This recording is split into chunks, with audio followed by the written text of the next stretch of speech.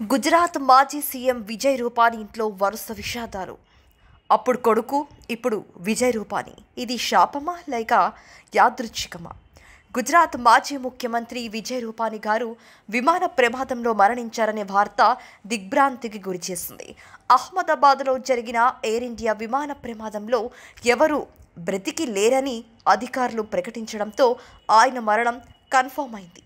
ఢిల్లీ నుంచి లండన్కు అహ్మదాబాద్ మీదుగా వెళ్తున్న ఎయిర్ ఇండియా విమానంలో ఆయన జెడ్ క్లాస్ బిజినెస్ సీట్లో ప్రయాణిస్తున్నారు.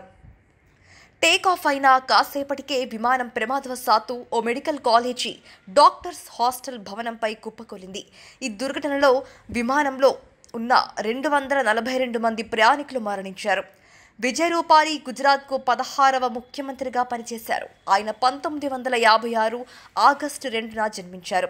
బీజేపీలో సీనియర్ నాయకుడిగా ఆయనకు మంచి గుర్తింపు ఉంది. 2 సార్లు ముఖ్యమంత్రిగా పనిచేసిన అనుభవం ఆయన సొంతం. 2016 నుంచి 2021 వరకు దాదాపు 5 ఏళ్ల పాటు ఆయన ముఖ్యమంత్రిగా రాష్ట్రాన్ని పాలించారు. గత అసెంబ్లీ ఎన్నికల్లో రాజ్కోట్ పశ్చిమ నియోజకవర్గం నుంచి గెలుపొందారు. బీజేపీలో ఒక సాధారణ కార్యకర్తగా తన రాజకీయ జీవితాన్ని ప్రారంభించిన విజయ్ రూపానీ అంచెలంచెలుగా ఎదిగి 1996-97 మధ్య రాజ్కోట్ మున్సిపల్ కార్పొరేషన్ చైర్మన్ అయ్యారు.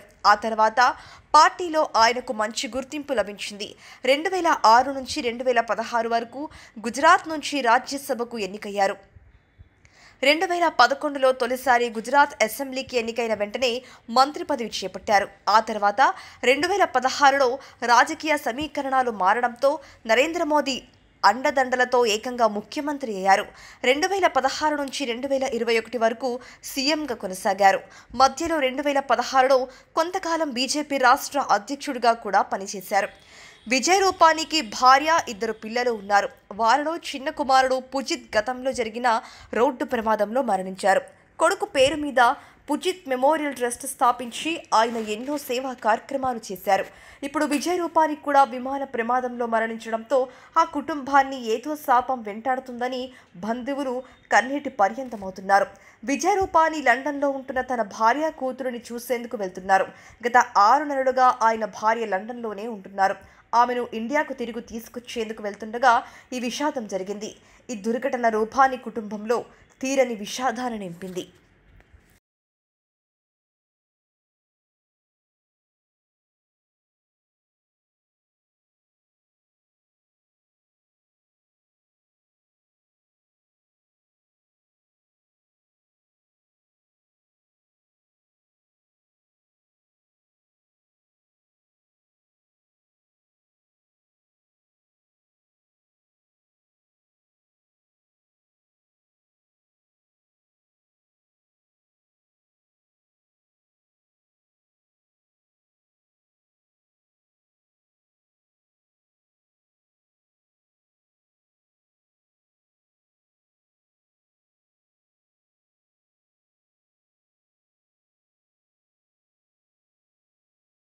ఇలాంటి మరిన్ని ఆసక్తికరమైన విషయాల కోసం తెలుగు డెస్క్ ఛానల్ని సబ్స్క్రైబ్ చేయడం మర్చిపోకండి.